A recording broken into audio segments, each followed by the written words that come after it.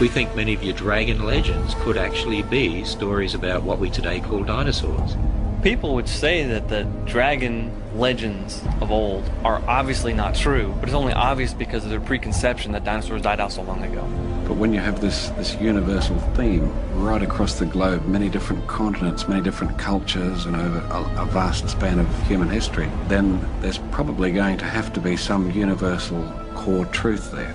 Dinosaurs are probably used more than anything to convince people of millions of years. I mean, even little kids all know about dinosaurs. Just say the word dinosaurs and see what they say next. They probably would say evolution. Those two concepts are inextricably linked. The most common objections they encounter is that the Bible can't be true because science has disproved it. You ask them what that means, they mean evolution millions of years. If the soft tissue means what it apparently means, and that is that dinosaurs were around recently. There was no dinosaur age where only dinosaurs lived, and it was millions of years ago. Once you topple millions of years, you have no time for evolution. The more you study about dinosaurs, they really fit with creation. And the evidence seems to go with humans encountering dinosaurs, and not very long ago. Creatures like this were supposed to be separated by mankind for 65 to 70 million years. Yet, here we have respectable people writing in their history books, this is what I've seen, this is what I've witnessed.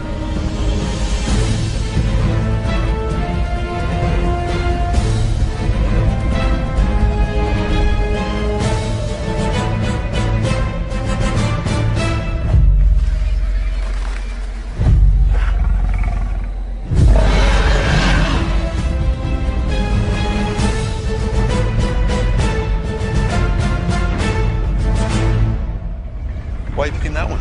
It's a good story. You know someone's gonna say something. Like what? Got something against Danny? Oh, don't play dumb, you know what I mean. Still gonna read it. It's on you then, nothing to do with me. Fine. Okay, kids, come on over, gather round. Gonna have story time. Come on, find a seat on the carpet. Can everybody see? Yeah? Okay, good. Okay, guys, today's story is called Danny the Dragon. Thank you all for coming. Please note that the opinions expressed during the story time are those of the author and do not necessarily represent those of the Monroe Library or its staff. Thanks, Tony. Would you like me to have them sign release forms? Once upon a time, not too long ago, there was a dragon named Danny. He lived in a deep, isolated cave along an ocean coast.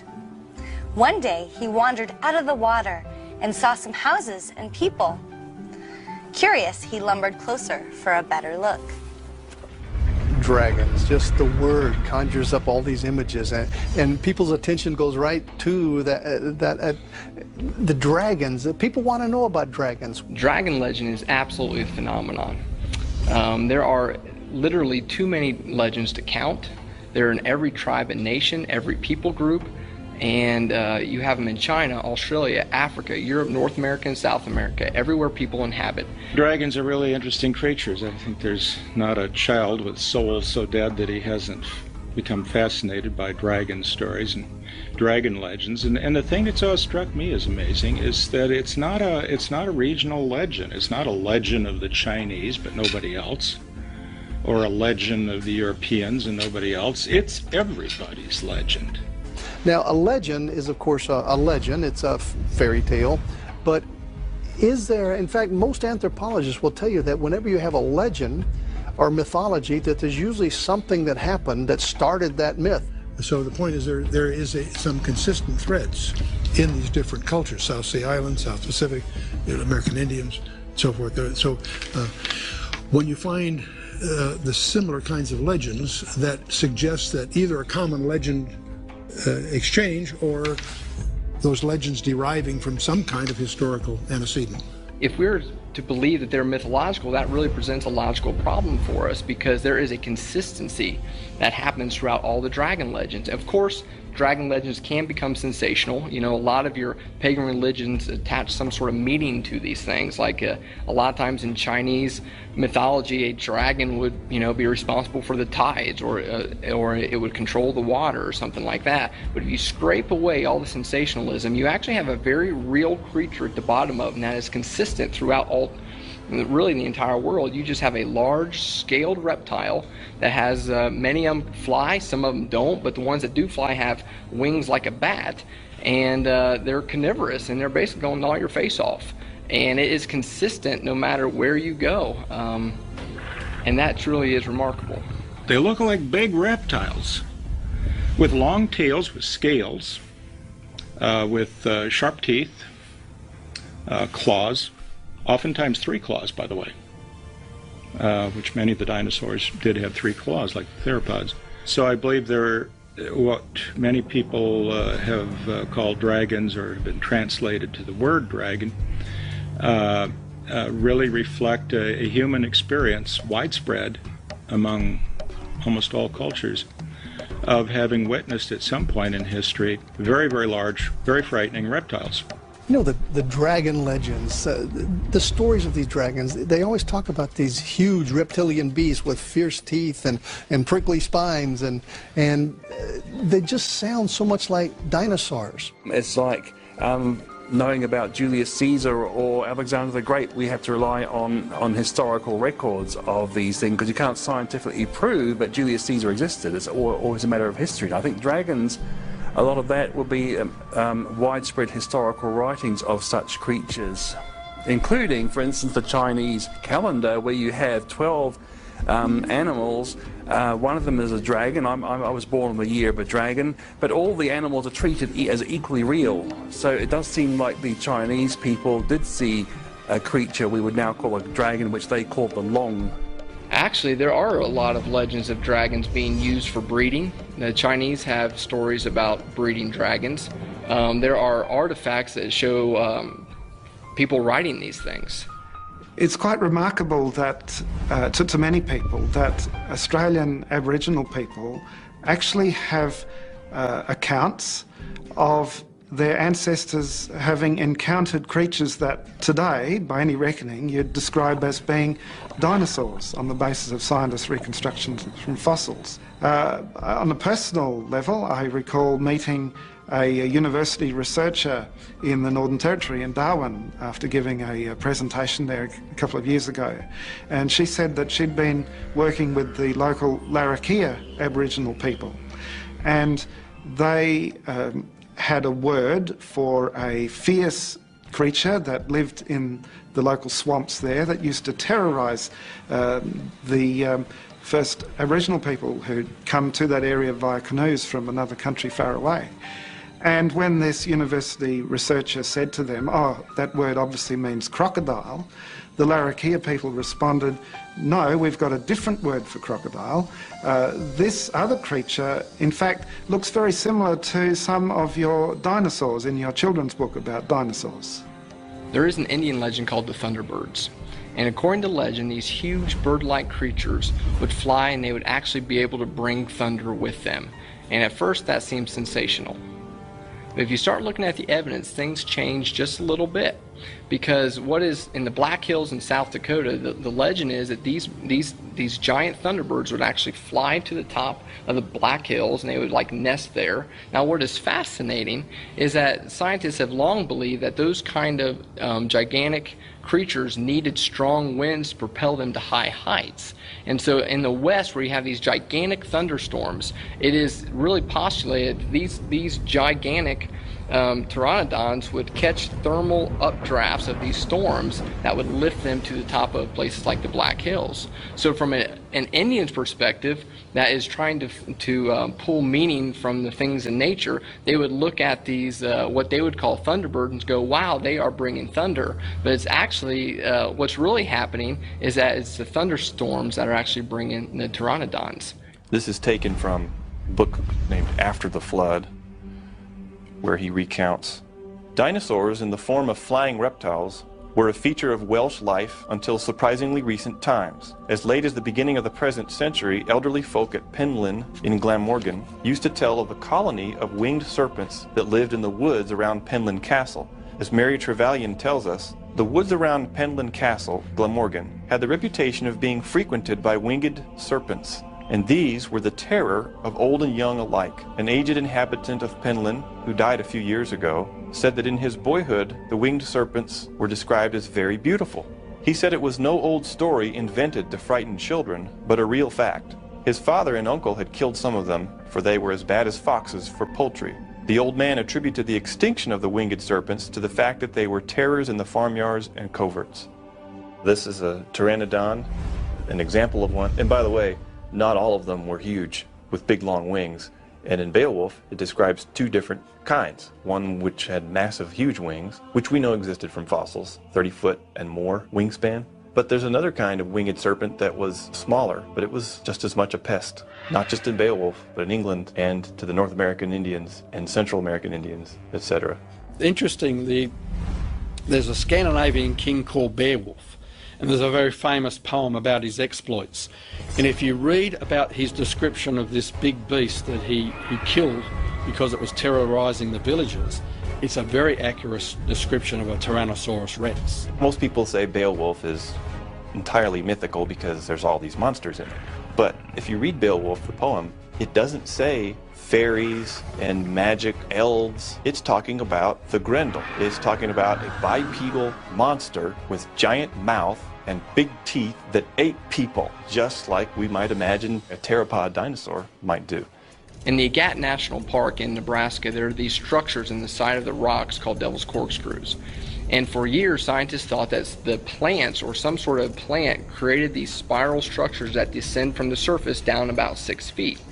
But it was not until they started excavating them that they found these little fossils of beavers at the bottom of them, and they found out that these beavers made these wild corkscrew lodges in the rock.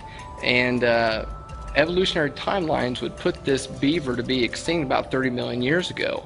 But the problem with that is that American Indians know full well what those corkscrews were, and if you would have asked a Lakota Indian, they would have told you they were beaver lodges. My point with Haas eagle is the Maoris tell a legend about a giant eagle. And it's easy for us to say, oh, giant eagle, pff, whatever. But it's been verified and it's published. It's the real deal. It was a giant eagle. So if they were right about the giant eagle, then perhaps peoples have been telling the truth in their legends of other creatures too. Most people today accept that dinosaurs have become extinct, and even creationists who look at the accounts of apparent recent human dinosaurial contact would say, look, it does seem that dinosaurs are extinct. However, there are some tantalizing accounts of sightings in very recent decades from various places around the world. In the Congo, for example, the local people there talk of a creature they call Mokele Mbembe. And when Westerners have gone in with drawings of African creatures and dinosaur handbooks, and they've pointed to pictures of, say, the hippopotamus or the rhino, the people have said, no, that's not Mokele Mbembe. And when shown a picture of a sauropod dinosaur in a dinosaur handbook, they've pointed to something like a small sauropod dinosaur. Another example comes to mind, the Lake Murray region of Papua New Guinea. There were people there out in a canoe, and as they looked under their canoe, they saw a large creature swim under the canoe that had what looked like triangular plates extending down its back and all the way down its long tail. And the people speak there of large nesting sites adjacent to the water's edge, which have been clearly left by a large creature. If you only had one or two stories that sounded a bit similar to dinosaurs, you could see it as just a coincidence. But when you have this universal theme right across the globe, many different continents, many different cultures, and over a vast span of human history, then there's probably going to have to be some universal core truth there. In fact, the late Dr. Carl Sagan, one of the most well-known of all the world's evolutionists, took it so seriously that he actually wrote a book called The Dragons of Eden to try and answer this question as to how come there are so many different stories of dragons that are very similar to the dinosaurs when no one's ever seen a dinosaur. And the answer he came up with in his book was essentially that well, we evolved from reptiles, so part of our brain is a sort of a leftover of when we lived in the age of the reptiles, and so dragon legends are really, if you like, inherited memories from the age of reptiles. Now, there was an embarrassed silence from many of his evolutionary colleagues because, of course, there's no scientific credibility to the idea that memories are inherited. You know, that you might remember what some ancestor did when he was serving Cleopatra or something like that. But the importance of that little account was that one of the world's leading evolutionists took this issue so seriously that he tried to explain it, even though he didn't do a very good job. A much better explanation is that the Bible is right, that man and dinosaur did live together, and what we see are the somewhat corrupted legends, somewhat corrupted stories of a time when people and dinosaurs did really know each other. Some people saw Danny coming. He was huge with scales and a long tail. They ran away screaming, "Dragon, dragon, run for your lives!" Danny yelled, "Come back!" But it just sounded like, "Roar!" This made everyone run faster. Stories about Danny's huge teeth and claws soon spread across the land. If these really are stories based on memory, that means that at one point in time, man did see dinosaurs. In National Bridges National Monument, Utah, there's actually some carvings, petroglyphs, done by the Indians that even an evolutionist in an evolutionary textbook says looks like a sauropod dinosaur. And we've actually had a team go out there, they've seen it, photographed it, did a wax cloth impression of it, and it just looks like a sauropod dinosaur. But of course the evolutionists would say, well, no, it must be some mythical animal. Why? Because dinosaurs didn't live with people. Well, how do you know that? And so to me, that sort of evidence, when you look at your dragon legends, many of the descriptions of those dragons actually fit nicely what we would call dinosaurs. And many of your dragon carvings, for instance, that you see, dragon paintings around the world, they look like some of the dinosaurs that we would understand existed from the fossil record. The exact date was 1186 AD. And it's a stone temple. It's in the Angkor Wat temple complex around Cambodia. And in a jungle area. There's a number of stone carvings of things that are familiar to us today, along with Hindu and Buddhist mythology. And very distinctively, there's one that looks very much like a stegosaur, as reconstructed from fossils by scientists. And the question becomes, how did the people who carved that stone 800 years ago have carved so beautifully a stegosaur without having had any knowledge about what's in today's encyclopedias? And the clear conclusion is they were familiar with those creatures because they were alive at the same time. Unless it was living, how could they get its anatomy correct? They had to see it in order to reproduce it correctly. And that's just one of over 80 instances around the world in every single continent where it's been found that humans and dinosaurs have coexisted because the humans have reproduced dinosaurs in one art form or another. There's a cathedral in the UK, Carlisle Cathedral, which has been there a very long time. And one of the bishops buried there 600 years ago has, on the brass trimmings around his tomb, a number of engravings of animals, many of which are familiar to us today, but there's also some that look very much like sauropod dinosaurs. In fact, any 21st century child would immediately recognise them as being sauropod dinosaurs. And so when we think about the evolutionary view that says dinosaurs became extinct 65 million years ago, and then we look at these sauropod dinosaur engravings on this 600-year-old tomb, how did they get there? The oldest artifact that we have, period, is an Egyptian slate that commemorates an Egyptian king. And Hierakonpolis slate is one of the names given to this artifact. And on one side it shows him grasping the head of his recently defeated foe and about to chop the head off. So it's a slate saying, look how great I am. And on the back, it's got some Egyptians with ropes around necks of two great sauropod looking, I mean, they look just like a children's book with a Apatosaurus on it or something, necks intertwined. And we have this motif repeated on two different, totally different places, separated by hundreds of years. Obviously, if there are engravings of sauropod dinosaurs which are hundreds of years old, prior to any scientists' reconstructions of fossils, the only way that we could say that they could have done it so intelligently was if they had viewed the creatures for themselves, or at least had access to sketches or drawings or descriptions made by eyewitnesses of those creatures at around that time.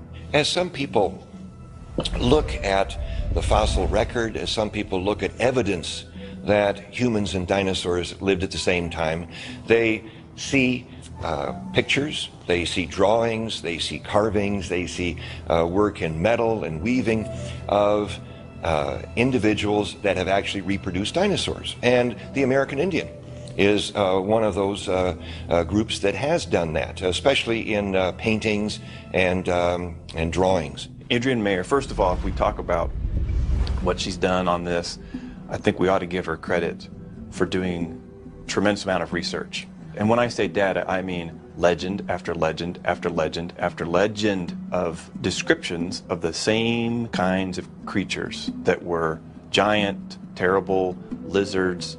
There were thunderbirds, there were water monsters given the same description from tribe after tribe after tribe across North America, but even in South America and Central America.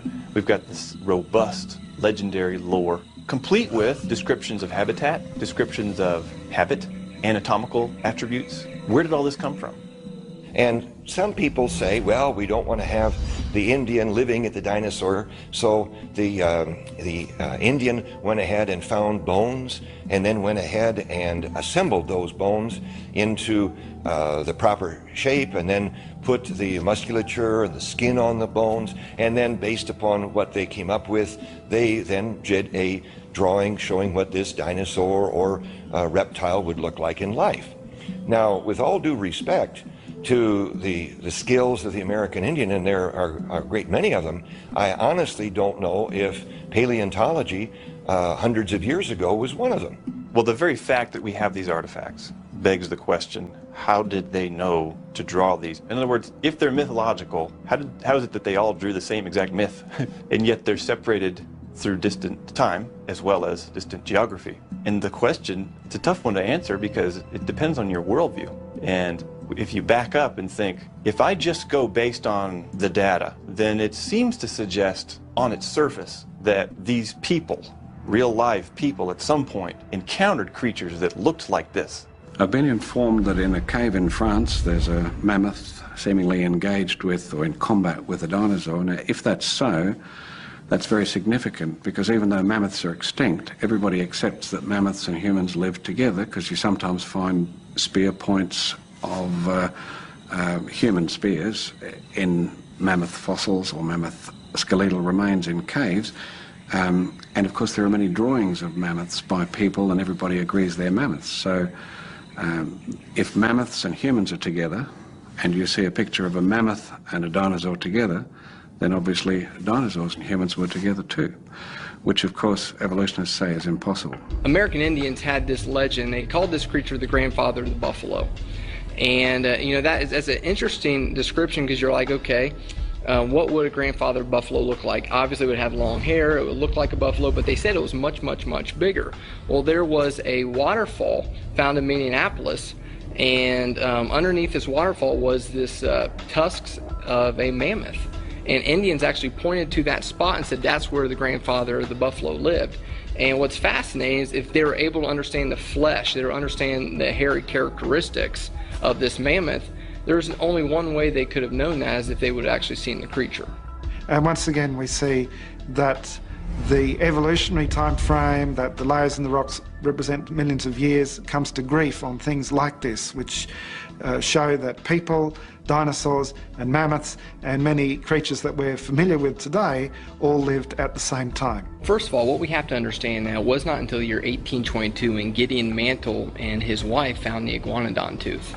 And that was supposedly the absolute beginning of our understanding of dinosaurs. And modern academia will tell you that is when we discovered them. Well, the problem with that is that we have all these images of ancient people groups that had intimate knowledge of dinosaurs. They drew them on vases, they were on pottery, and if it is true that they had no knowledge of dinosaurs, then where in the world did all those images come from? The people went to the police and demanded that something be done. The police gathered their weapons and their bravest officers and went off to see what they could find. Danny was terrified. He just wanted to find a friend. He was very old and had looked everywhere but couldn't find anyone else like him. It was like he was the last dragon on Earth. You know, it's funny how historians treat ancient history. Because we've got a lot of ancient historians writing things that we take today as matter of fact, like, you know, this event happened, okay. But then when they start talking about some other things that they believed were true, historians will just discount it. Like, you know, Marco Polo's writing about dragons, Alexander the Great's talking about his giant lizard that frightened his army. And there's all sorts of other accounts in history as matter of fact accounts of great lizard-like beasts, and yet they're routinely discredited as not being true. You know, it is a misnomer that some of these dragon legends, or all the dragon legends, are just a product of opium-inspired pagan religions. I mean, that is not the case at all. What you have is you have actual historians. You have Herodotus, you have Flavius Josephus, you have Marco Polo that talk about dragons. Herodotus actually heard an account of flying reptiles, and he went and checked it out himself. And so, I mean, he showed the mettle of a true historian. 400 years later or so, you have Flavius Josephus, an incredible Jewish historian, also talking about seemingly the same creature. You have this flying reptile. You have Marco Polo that after his journey to China is describing a huge dragon. He calls it a dragon with this tail that is really dragging through the sand, leaving these marks. And we come to the point where we have to ask ourselves, are all these people just making this up? They're describing creatures that were not supposed to be alive then. According to evolutionary theory, that creatures like this were supposed to be separated by mankind for 65 to 70 million years. Yet, here we have respectable people writing in their history books, this is what I've seen, this is what I've witnessed. And they sound just like dinosaurs. Well, I think we should take the testimony of these very reliable historians. For the most part, I think that they were very candid in what they were writing about when it came to historical narrative. And if they were talking about these large, formidable creatures, I don't see why there's any reason to question that. If man and dinosaurs never lived together but were separated by millions of years, then we have to say all those ancients were mistaken. And I don't believe that we should accuse them of that, because they were intelligent people like you and I. They built cities before the flood. We're told that they had musical instruments. They had tools of iron and brass. Now you think about that. Before the flood they had metal tools. That implies they had to find the metals, they had to mine them, and they had to smelt them exactly like we do today. So let us not dare accuse ancient people of being unintelligent and untechnological. The Bible does use the term dragons over and over again. It talks about ocean dragons, it talks about flying dragons, it talks about land dragons. And you know, that seems to fit with these great reptilian beasts that include the dinosaurs. And it makes sense. If those things were so dominant on the planet before the flood, and certainly right after the flood, they would have made it into the history of the culture. In 1845, a newspaper in the town of Geelong in Victoria published a sketch of a creature that the local Aboriginal people had described as a bunyip. A common Aboriginal term for monster. It's often thought of as mythical, but this Aboriginal had big, deep claw marks across his chest, and the description he gave, presumably through an interpreter at the time, was the basis of this sketch in the Geelong Advertiser, and it looks very much like one of the duck-billed dinosaurs. In fact, some large bones were reported at that time that were fresh and were unlike any other creature that people were familiar with at the time. And 13 years later, on the other side of the world, a dinosaur was unearthed, and it was called Edmontosaurus. And when you look at a reconstruction of Edmontosaurus next to the sketch of the bunyip drawn by the artist for the newspaper in Geelong on the basis of Aboriginal descriptions, the two are very similar. You have to interpret evidence of the present in relation to the past. And what I would say is this: there is very strong circumstantial evidence, because all evidence in relation to the past is like a forensic scientist. They're working with circumstantial evidence. Is very strongly confirms the Bible's history that dinosaurs and people lived at the same time. With so many people hunting him, Danny had to hide. As he rumbled back toward the ocean, he passed a man with 2 daughters walking along the beach. Instead of running, they just stopped and stared in shock. Danny said, "Hello, how are you?" which sounded like a ferocious roar. We think many of your dragon legends could actually be stories about what we today call dinosaurs. The reason why you don't find the word dinosaur in the Bible is the same reason why you don't find words like computer or locomotive, because all of those words were invented in the English language well after the Bible was translated into English. The word dinosaur wasn't invented until 1841 by Sir Richard Owen, who was head of the British Museum. Before that, words such as dragon were used in the Bible. The King James Bible was first translated into English in 1611. So the word dinosaur is a modern word. There is a distinct philosophy that is able to be identified when you look at the King James Version of the Bible that was first printed in 1611 to the more modern translations in the English language like the ESV. In 1611, they used the word dragon 35 times. In the Old Testament alone, they used the plural word dragon 16 times. But if you look at the ESV today, they use the word dragons in the plural form 0. And what is very clear to see is that whenever dragon is used to refer to a real living, breathing creature that walks upon land, the ESV has decided that that is not a word that can be used. Most of the time they replace it with jackal, which is like a little hairy dog. Now that is a big discrepancy between a small, hairy, fox-like creature and a big, gigantic reptile-like creature. And what you see is that the evolutionary mindset has seeped into so many things that we have even our most conservative Bible theologians look at dragons. They do not make the connection between dragon and dinosaur, and they have the idea that, wow, dragons aren't real, and so we have to protect the inerrancy of the Bible. Most of the people believe that dinosaurs died out 65 million years ago, and therefore humans couldn't possibly have seen them because they haven't been around that long. So it's a case of a faulty view of history with this millions of years imposed upon it, which means they have to try to explain away human encounters with creatures which we would call dragons. But sometimes we treat God like he's a little old lady that needs help crossing the street. You know, no, I believe that God said what he means, and he means what he said. So if dinosaurs and dragons really are one and the same, one might actually ask, well, why did dragons fade into mythology to begin with? And that's a really good question. So you had all cultures in the world essentially passing on stories about big lizards. And over time, those stories get corrupted, they get distorted. It's a fish story of the day, you know, they get this added or that added, and all of a sudden they become magical and they cast spells in at least in modern fantasy literature. It was not until around the year 1800 that a French scientist named Georges Cuvier started to publish his findings that the extinction of a species was actually possible. Before that time, no one thought that species could go extinct. They actually thought that God had a kind of a supernatural preservation on all the species of the world.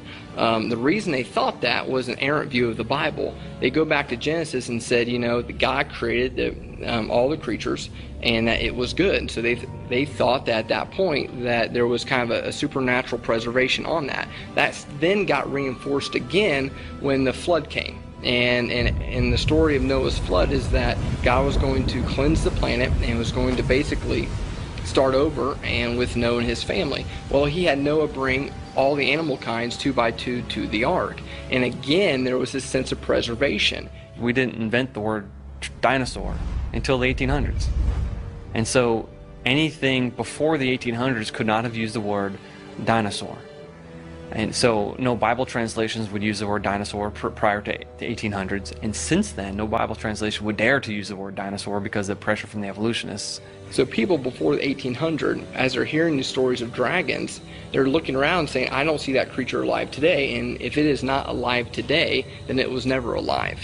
And that is how and why dragons fade into mythology. There are a lot of things that over the years have been found that were thought to have been extinct.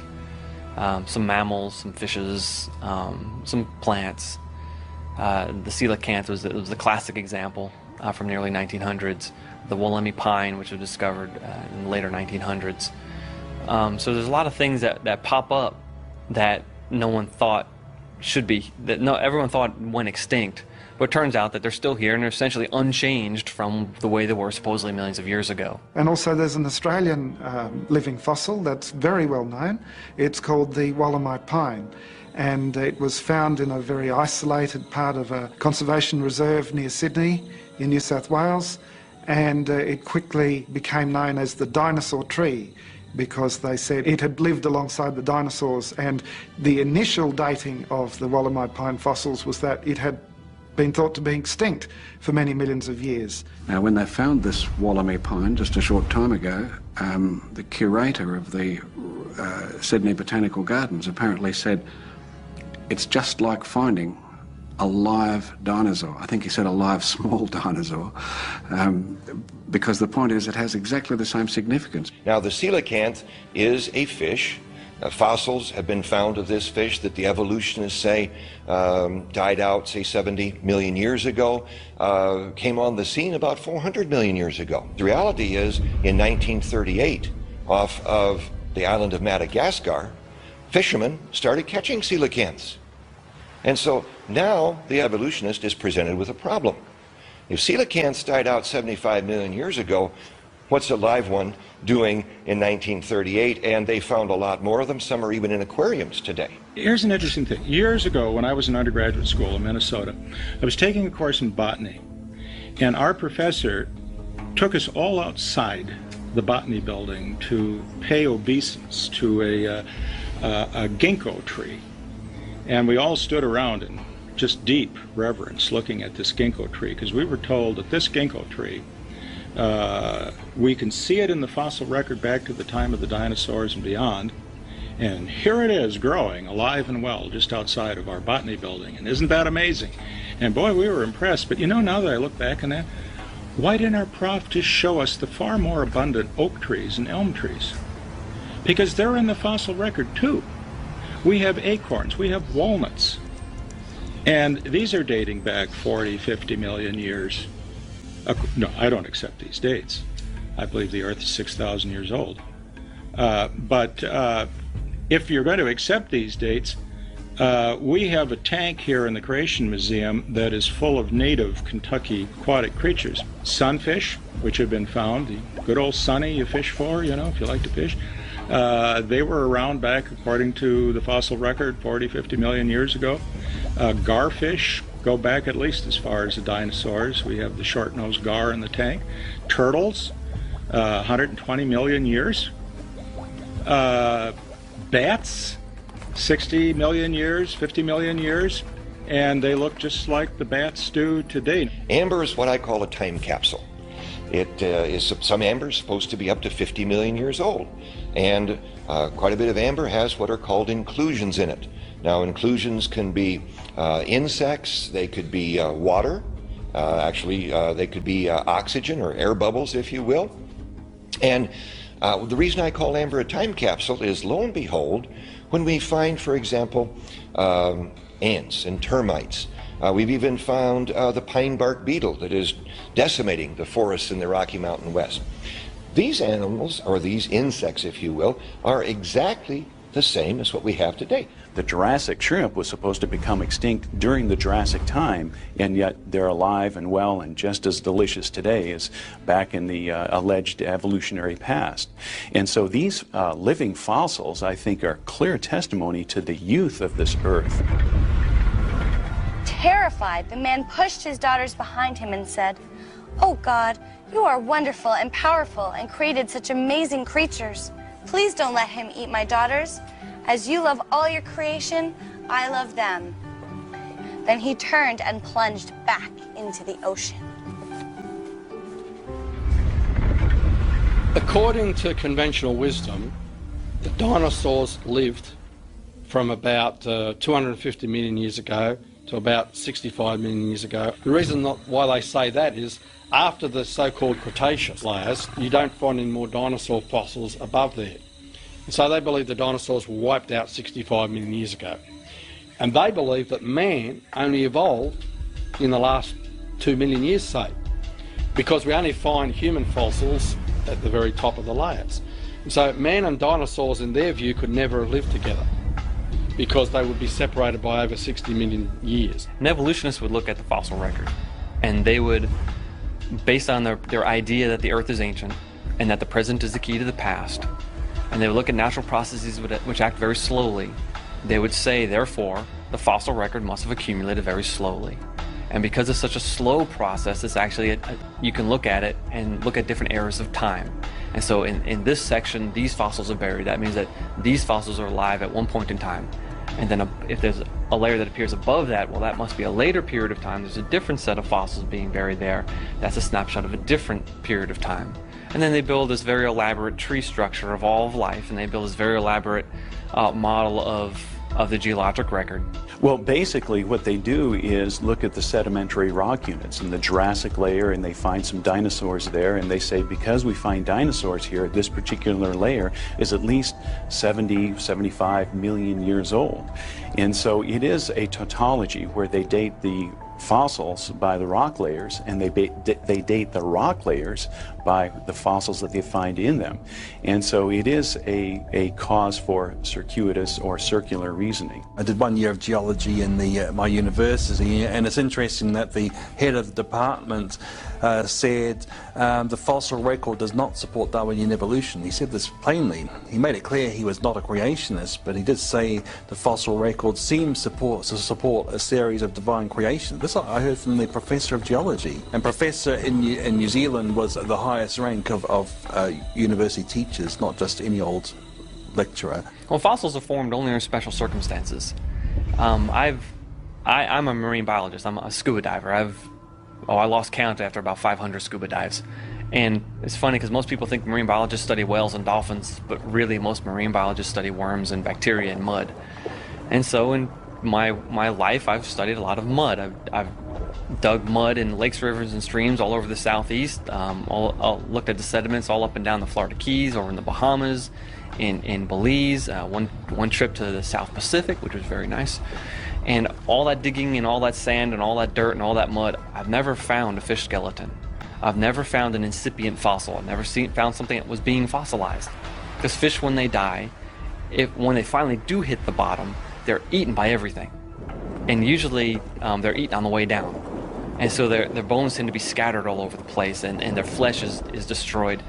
And even if they land in the mud, the bones dissolve over time in the water. They're made of calcium carbonate. It's soluble in seawater.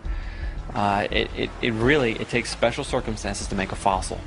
And most of those circumstances are met by Noah's flood, where you have a very rapid amount of sedimentation.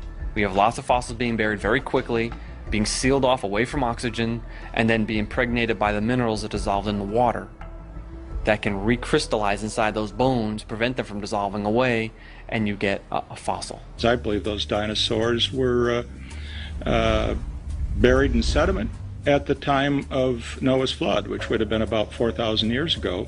So either at the time of the flood or at some point after the flood, during the runoff, because all the dinosaurs that we know of, with rare exception, are buried in water-deposited sediment. As Ken Ham says, if there really was a worldwide flood, you'd expect to see billions of things buried in rock layers deposited by water all over the earth. And what you really see are billions of dead things buried in rock layers deposited by water all over the earth. And that is certainly true of the dinosaurs. And when you read about them, they always are described as having wandered too close to an inland sea or lake, and maybe got a little tipsy and fell in. And before their flesh could rot, before scavengers could eat it, they became encased in a very cementatious rock. This isn't going on today. I have rabbits and squirrels in my backyard. I don't know what happens to them when they die. I've never seen any little rabbit funerals or anything like that. And I'll tell you, they're certainly not making fossils.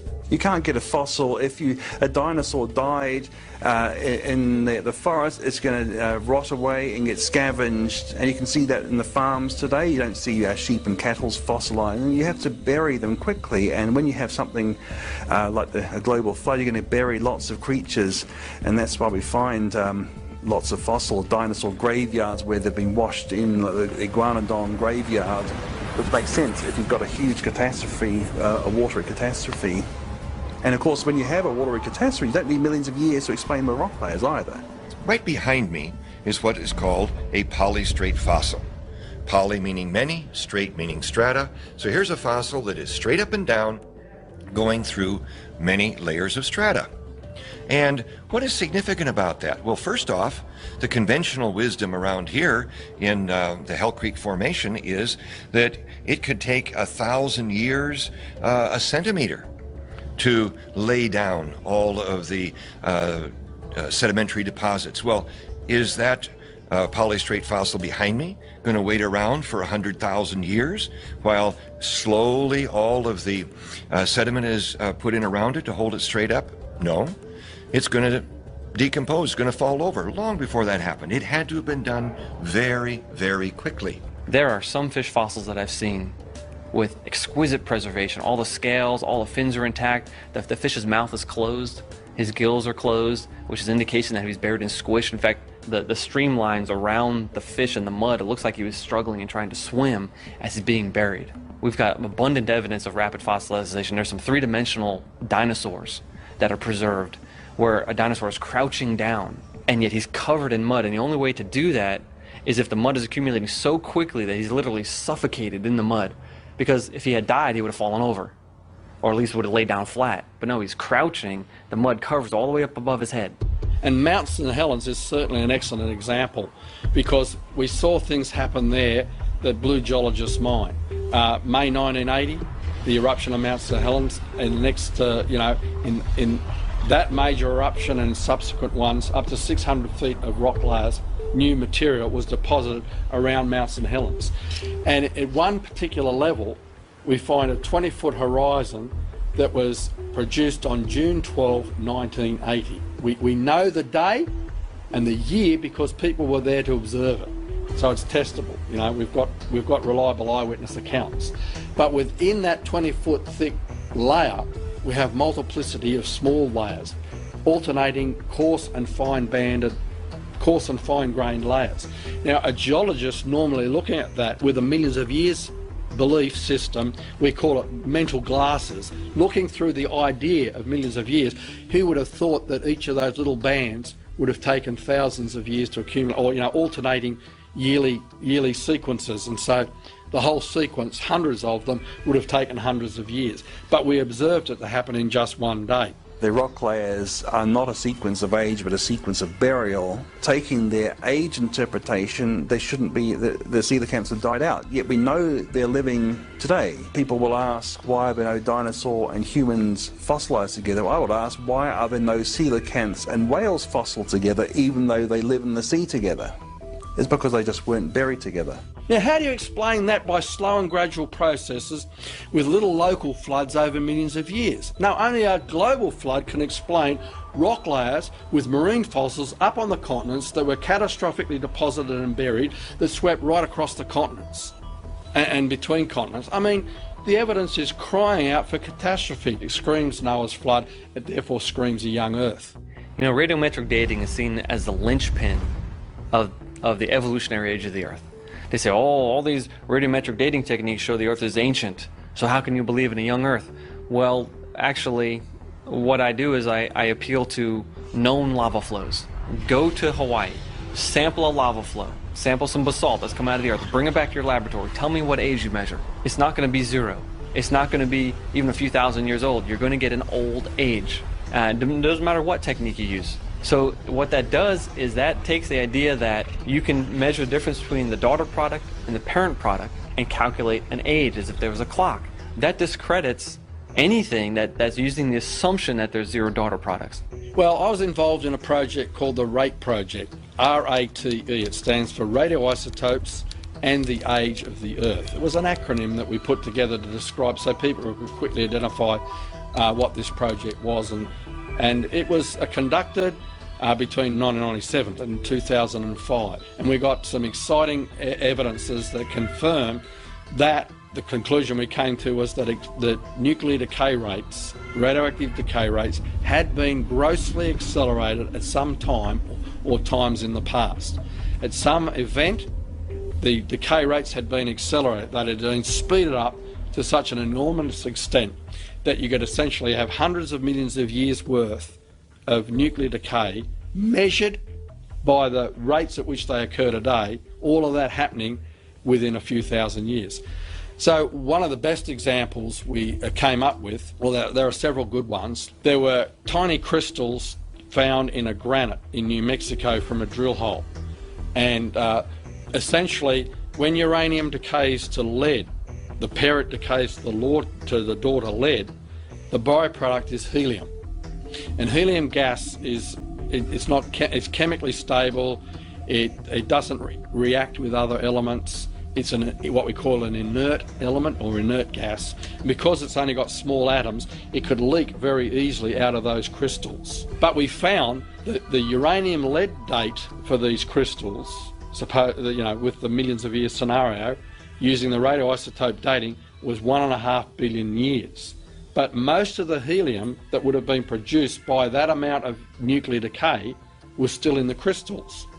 So we made predictions. Then we sent the crystals to a well-recognised laboratory who was well known for doing that work to actually measure the rate of leakage. And where did it fit? Exactly on the 6,000 year prediction.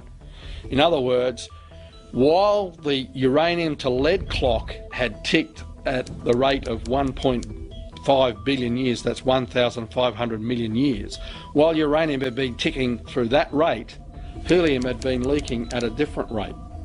That means because we know of the law of leakage of these atoms, well-known physical law that we can reproduce in the laboratory, that was a far more credible age determination method. There's some basalt flows that erupted on the rim of the Grand Canyon, flowed down into the canyon all the way to the base of the canyon.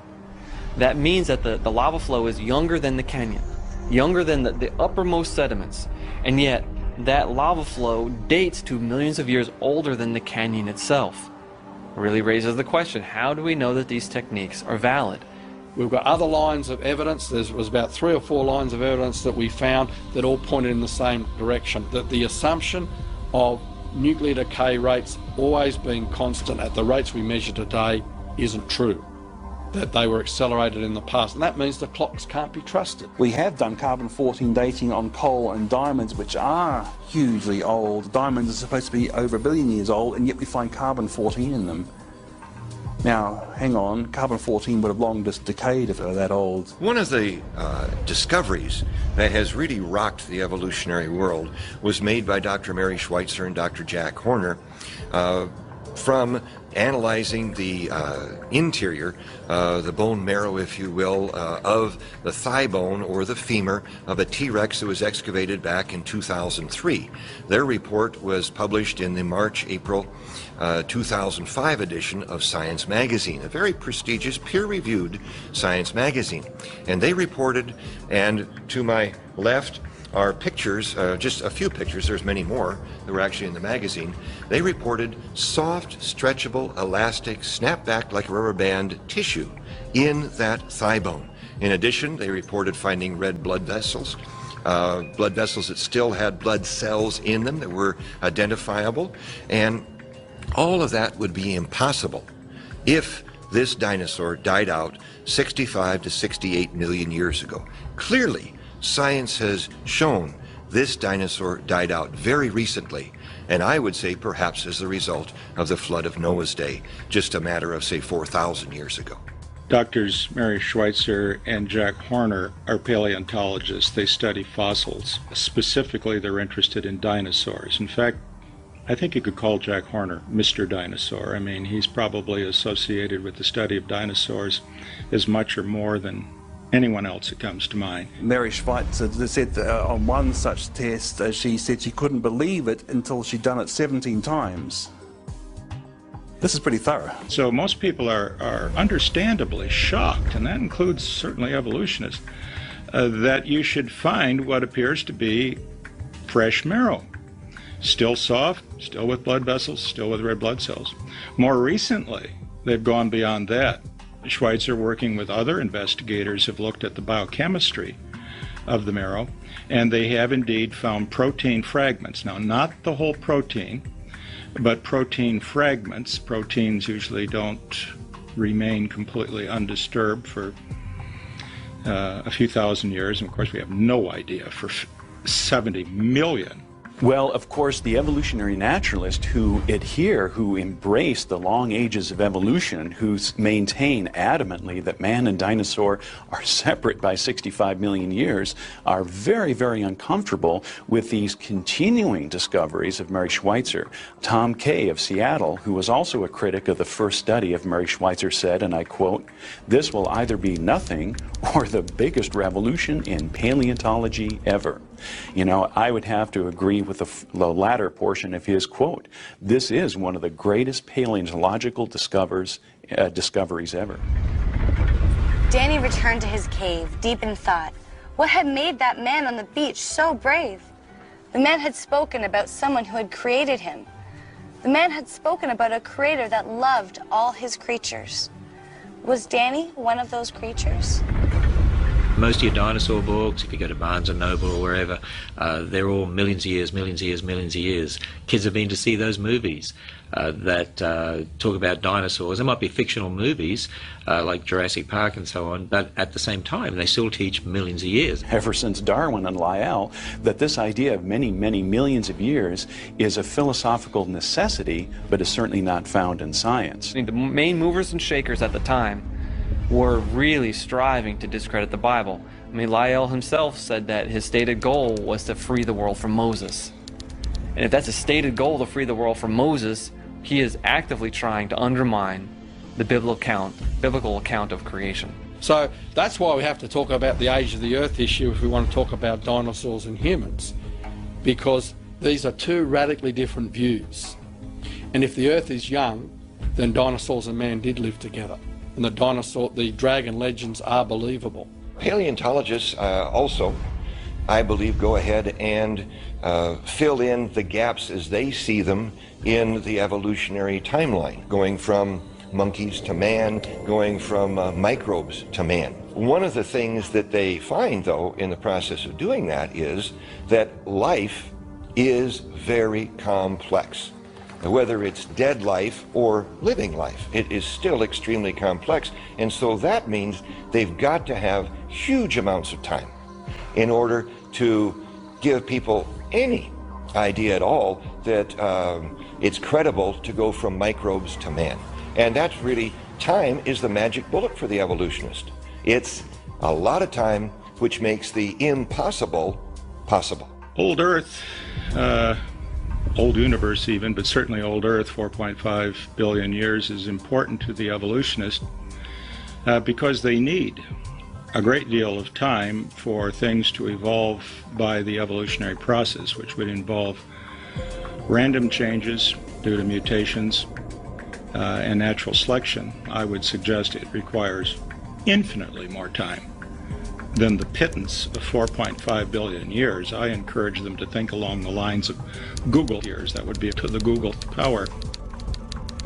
I mean, you need years that make billions look like nothing if you're going to try to attribute to chance even a single biologically useful protein. Well, they say that over billions of years anything is possible, but would you ever expect someone to win the lottery every single day for 10 years straight? That's essentially the odds that they're claiming anything is possible. If that happened, a court of law would call that guy guilty, send him to jail for the rest of his life because he's cheating. Even if they don't know how he's cheating, they would have to conclude that you are cheating because this is impossible. So their idea that anything is possible is really ridiculous on the face of it. Would require more time and material than is in the known universe to have ever evolved by chance. Once you can buy all that and accept it, once you can accept photosynthesis having formed by chance, I don't see a hill of beans difference between believing it happened by chance in 6,000 years versus 6 billion years. I mean, one's just as improbable as the other. We've reached a point where the p-values are so low that what's the difference? But evolutionists know that their arguments would be even less tenable to laymen if the times were shortened too much for them. We say humans are very complicated and a sponge or a jellyfish would be very non-complicated. But it's really funny because a jellyfish, or at least the sea anemone, has got about the same number of protein coding genes as people. So in all these billions of years of supposed evolution, we actually haven't increased the number of genes hardly at all. And a lot of the genes that they have that we thought at first was something specific to vertebrates or specific to higher life forms, they have them also. So the evolutionists scratching their head, the simplest cell is utterly complex. The simplest life out there is so mind-bogglingly complex that to me, it's impossible to conceive that it just spontaneously evolved from random chemicals. There is an unbridgeable gap between the simplest cell and random chemistry. It's sort of like saying, oh, well, we can find, if you go out in nature, you can find a rock sitting on top of another rock. Just from natural processes, you know, maybe fell off the cliff and landed on top of another rock. And because you can find rocks sitting on top of rocks, that explains the Great Pyramids. Well, of course, that's ridiculous. We have decay. We have the second law of thermodynamics. I look in the mirror every day and it's hitting me with a vengeance. Yeah, we've been told that if our theories ever run counter to the second law, we can be pretty sure they're not right. The second law basically tells us that at least a closed system, everything goes downhill.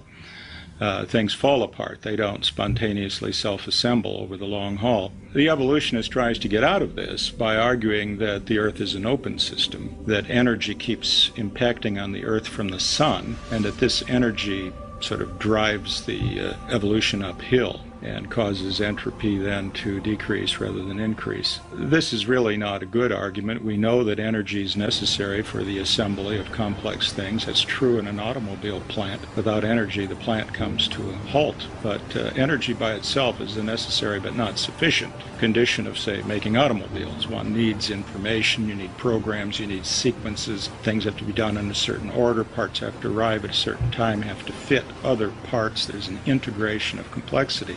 Energy alone is not sufficient to explain it. The Achilles heel in evolutionary theory is a lack of transitional species. There should be millions of transitional species. There should be tremendous numbers of transitional species between the major groups of animals, but there aren't. In fact, you've got the Cambrian explosion where all the major phyla of life, the biggest differences that exist, they just poof, appear out of nowhere with no transitional species. You've got Darwin saying that he's leaving it up to future generations of geologists to discover all the innumerable transitional species that must exist. But since the 1960s, the fossil record's changed by about 4%. So what they have is a handful of disputable transitional species. Those transitional species they use today were not the ones they used in the 1970s. It's not the ones they used at the 1925 Scopes trial. It's not the ones that Charles Darwin had in his day. Each transitional species seems to have a shelf life of maybe 10 years. And then it's kind of quietly shuffled off to the side, and they think of something else, and something else is brought up as a transitional species. I mean, you had the famous Evolution of the Horse series. Everyone remembers that, the little horse or the big horse. That's not found in the textbooks anymore, and if it is, it shouldn't be, because that's been routinely and soundly discredited. And a lot of the other things that people would remember as the best evidence for evolution really turned out to be no evidence at all. Charles Darwin did the same thing when he thought up his idea of evolution. He saw that the facts of the fossil record did not line up with his theory, and so he made a very unscientific decision. He decided to hold on to his theory and ignore the facts. The same thing happened in the 21st century. Mary Schweitzer said in Discover magazine, April of 2006, quote, "I had one reviewer tell me he didn't care what the data said. He knew that what I was finding wasn't possible. I wrote back and said, well, what data would convince you? And he said, none," end quote. And so here's a perfect example of where people are saying, I have my unproved theory of evolution that spans many, many millions of years, where there's no creator, no designer, it's just time, chance, and natural processes, but the facts don't line up with it. I'd rather hold on to the theory than the facts. Many of the opponents of young Earth creationism point to young Earth creationists as being the enemies of science, that they don't think rationally and they actually stop good science being done.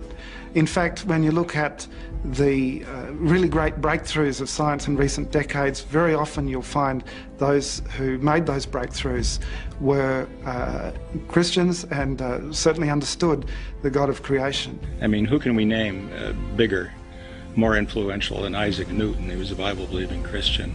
Pasteur, Kepler. I mean, We're not just talking about mere Nobel Prize winners. We're talking about people that opened up whole areas of science. Boyle, Maxwell, Faraday, George Washington Carver, Louis Pasteur, all of these men of science who were also men of God, who believed that in the beginning, God created. So many people think it's the religion versus science. No, it's the science built on one religion versus the science built on a different religion.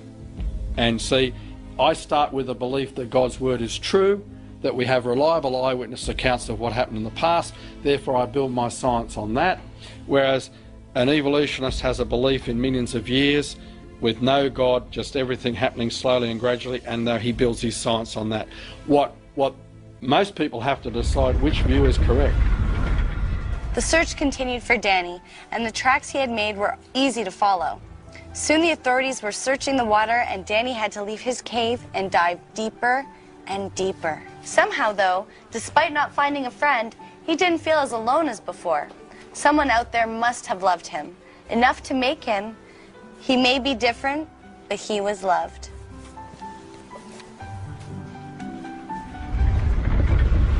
I think that a dinosaur is described in detail more than most other animals in the Bible. I really do. For instance, when you go to Job 40, there we have an account of God speaking with a man called Job, and this was after the flood. And he was saying to Job, look at this animal called behemoth. Now that's just not an English word, that's just a transliteration of a Hebrew word. The Hebrew word there is plural, because behemoth is a well-known word for a beast. So behemoth is saying it's the beast of beasts, and God said to Job, behold this. So he was expecting Job to understand what he was talking about, and what I made along with you. So it implies that it was made alongside mankind, and then it says, so it's a beast of beasts made along with mankind. Everything about it is big. His legs are big. His bones are strong like brass and iron.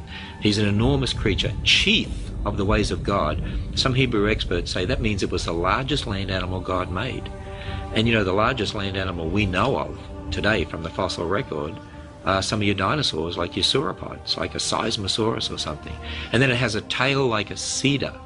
Well, you think of the cedars of Lebanon. I mean, a tail like a cedar, that'd be an enormous tail. You know, many Bible commentaries, for instance, the NIV Study Bible in the notes actually says this was a hippopotamus or an elephant. But a hippopotamus tail is like a little flap of skin. And, you know, an elephant's tail, it's like a piece of rope hanging in the wind. It's really difficult to know why many commentators, even conservative commentators, are unwilling to take the descriptions in the book of Job about this creature and to try to apply them to a hippopotamus or some other animal when the description doesn't fit. I suppose only they themselves know their motives, and the Lord.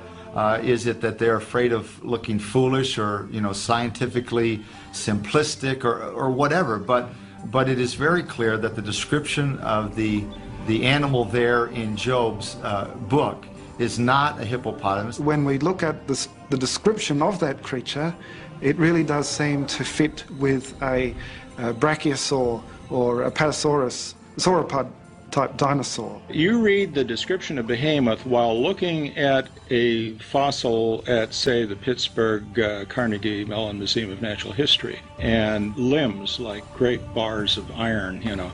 That's exactly the way it looks. Doesn't mean the bones were made out of iron. It means they were just like great big bronze tubes and iron tubes, and these big ribs, this immense belly, this big tail. I mean, we're clearly not describing a pussycat.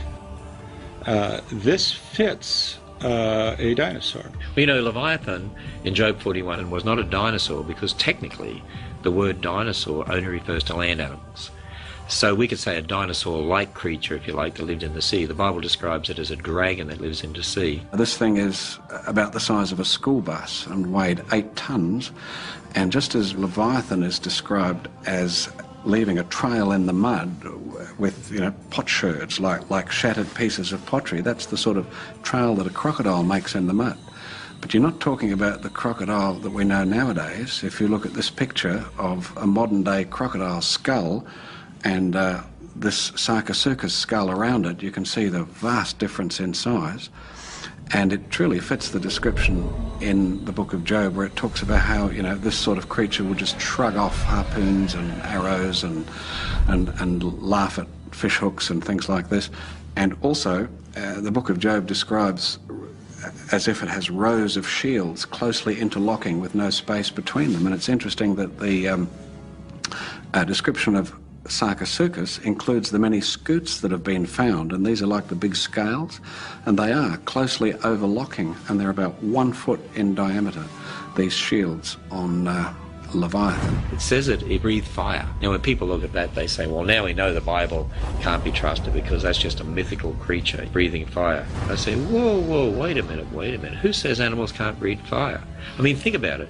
We have a little beetle called the bombardier beetle that can mix chemicals like hydroquinone and hydrogen peroxide together and blast out hot gases at 212 degrees Fahrenheit to put a frog off its lunch.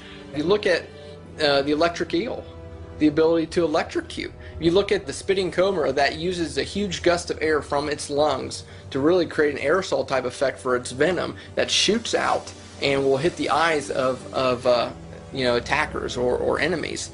You start looking at some of these things, you're like, okay, is it possible that these eyewitness accounts really did have some evidence behind them? Interestingly, the snout of Sarcosuchus had a bulla, some sort of a hollow cavity of some sort at the tip that nobody knows exactly what it was for.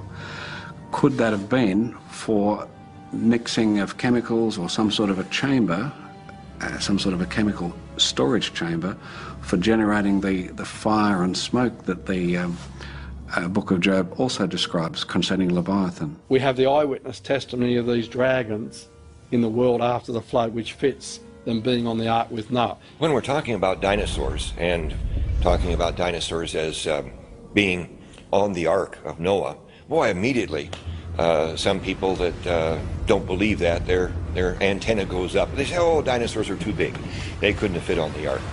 But let's think about this for a second. First off, what's the average size of a dinosaur? The average size of a dinosaur is like a sheep or a goat.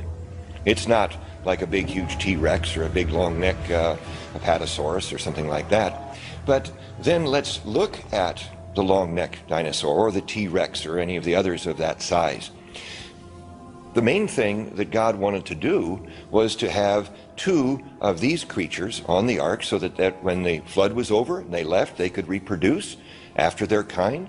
And so God would want to send younger ones. And science today believes that dinosaurs could reproduce at about age 8 to 10. So younger, smaller. The ark was big, 450 feet long. And there would have been plenty of room for two of every kind of dinosaur, along with all the other animals that God wanted. Why would they become extinct after the flood? Well, because the climate was changed after the flood. It was a much more harsh and climate with a different topography. And second, they would have competed with man for food and places. A lot of things have become extinct. Things become extinct by chance. I mean, a lot of them would have been wiped out during the flood, which is why we have the fossils. And the survivors, which the Bible says were on the Ark of Noah, a gigantic ocean liner-sized boat, they could have been hunted by man, which is why you have dragon legends of hunting dragons. And the Ice Age, which almost certainly happened just after the flood, would not have been good for large reptiles. Danny found a deep valley at the bottom of the ocean floor and dove down into it. It was murky and hard to see. He thought no one would ever find him here until he noticed two very large eyes peering at him. Out of the dark waters came another creature. To anyone else, she looked enormous and scary. But to Danny, she was gorgeous. He said, "I'm Danny, who are you?" Which sounded like, "Roar!"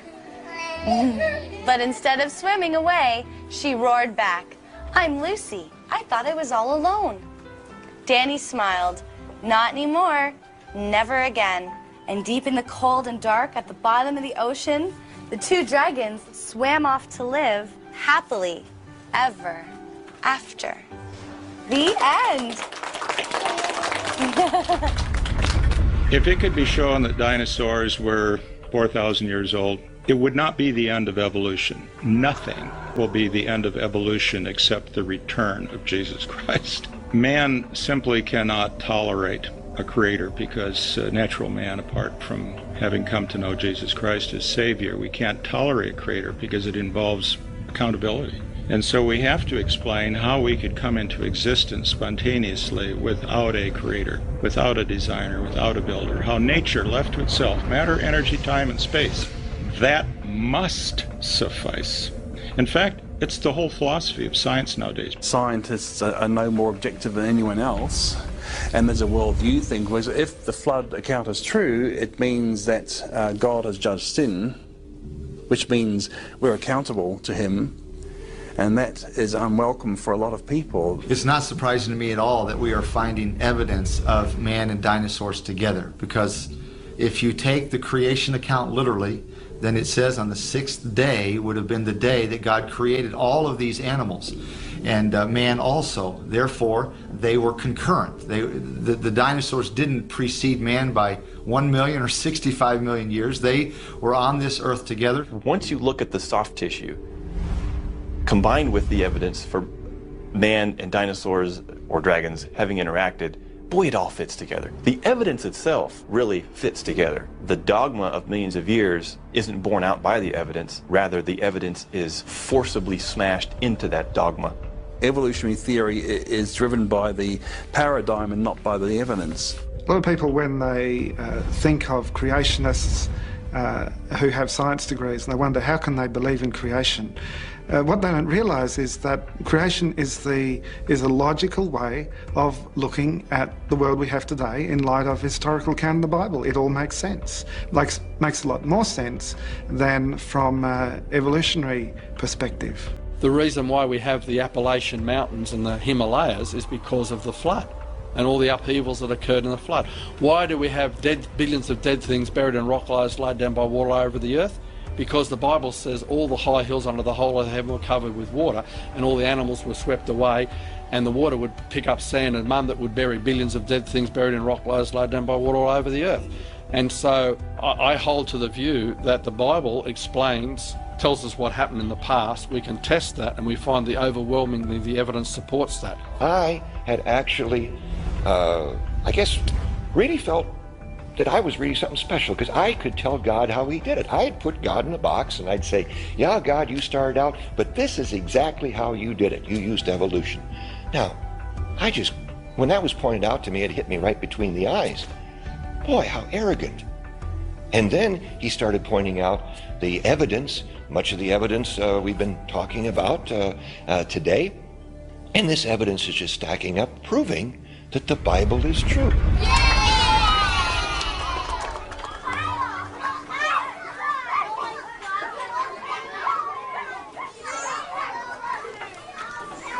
Hi, I thought this was a public library. It is. Is there something I can help you with? Yeah, the story was a little preachy. Who decides what to read? I'm sorry you feel that way. I actually chose the story. I thought it was nice. Not everyone believes there's a God. I liked it. Daddy, can we take it home? Sure, sweetheart. But let's look for some other books, too.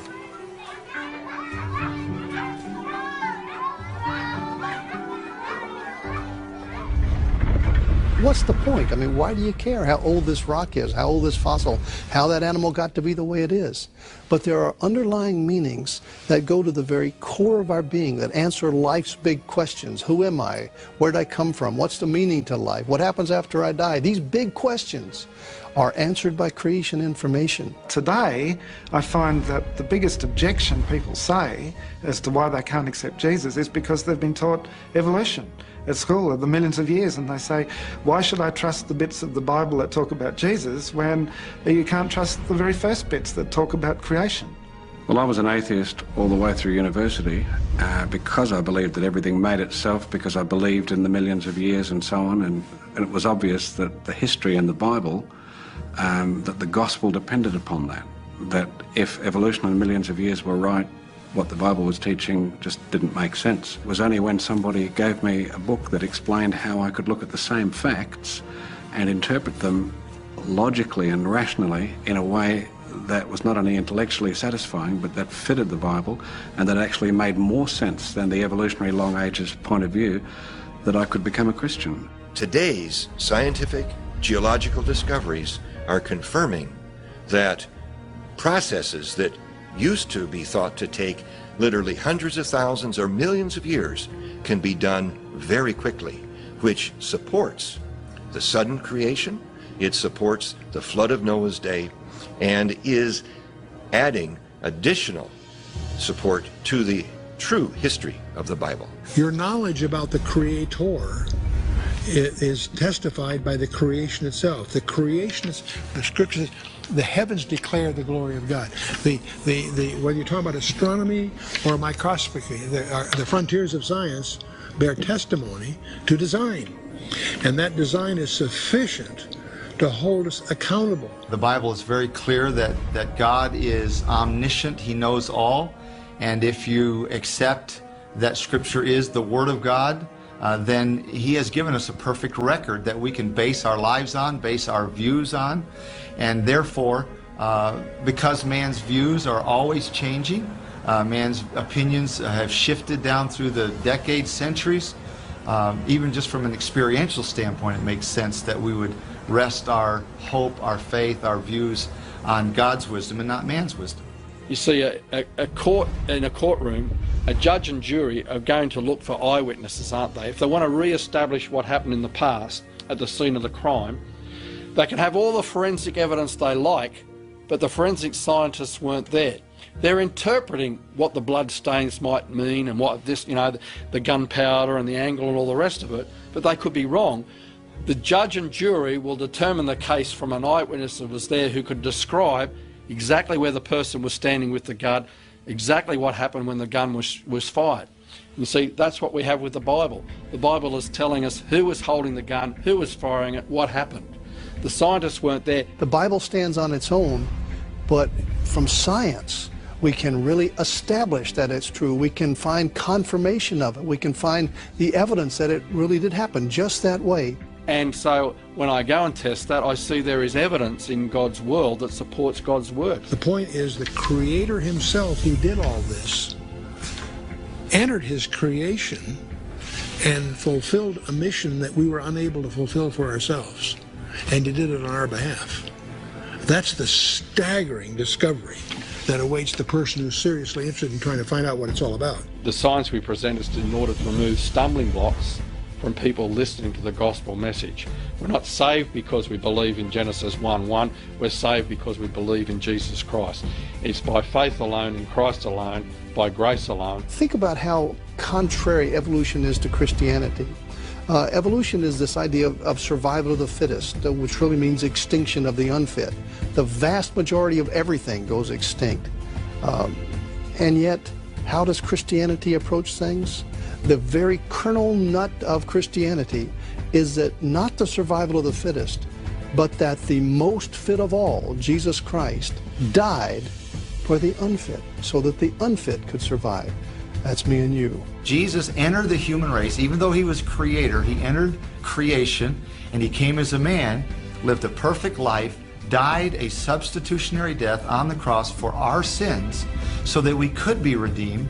And a person who acknowledges his or her sin and is willing to humble themselves before God, repent of their sin, and receive Jesus Christ by faith is what the Bible refers to as being born again. That person is given new life, whereas they were dead in their sin.